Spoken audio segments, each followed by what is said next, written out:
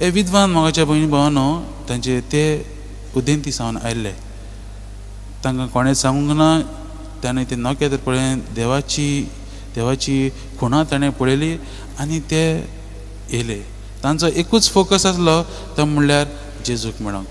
आनी अशी पयलीं आदिल्ले तंबाची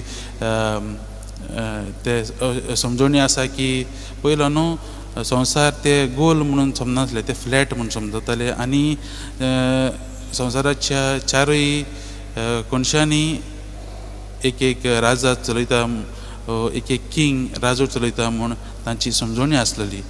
आनी हांगा आमी पळयतात 3 किंग्स, हे 3 जाण चवथ्या राजाक मेळोंक ते भेटूंक येतात आनी ते दुसऱ्या दुसऱ्या वाठारांनी सावन येतात आनी तांचो एकूच फोकस म्हणल्यार ते कितें सोदतात तें फकत जेजू क्रिस्त, तो खरो राजा ते सोदतात. आनी जेन्ना ते हेरोदाक मेळटा तेन्ना ते म्हणटा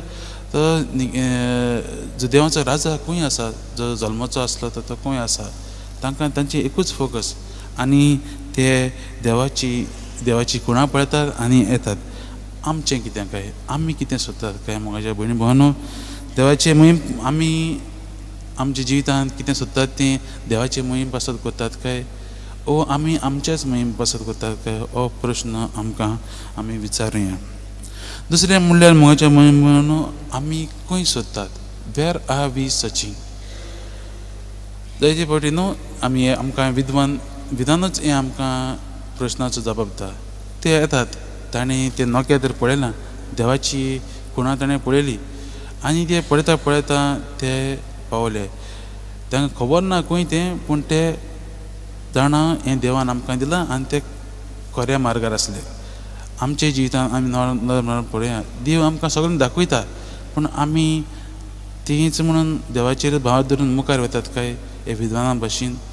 जायते फावटी आमचो भावार्थूय हालता, हे विद्वानाचोय घोड्यो हाल्लो आसतलो. कित्याक जेन्ना ते पावले बेथलेहेमांत पावले, ते तांचे घोडये आख्खें मन डिस्ट्रॅक्ट जालें आसत. ते हेरोदेशीं गेले. हेरोदेशीं वचून तेन्ना तांकां तें नोके तर तांकां पळोवंक तांची नदर हाल्ली आसतली आनी ते विचारूंक लागले. पूण देव आमकां दाखयता ह्या आयच्या परबेंतल्यान की तो आमकां आपली आप परगून दाखयता की तांकां तो परतून वाटेर हाडटा. आनी आमी जेन्ना आशेन ते उर्बेन आमी कितें सोदतात जाल्यार देव आमकां सदांच आदार करता. आनी हें आयच्या ह्या परबेंतल्यान आमकां दिसून येता, हे विद्वान आमकां शिकयतात.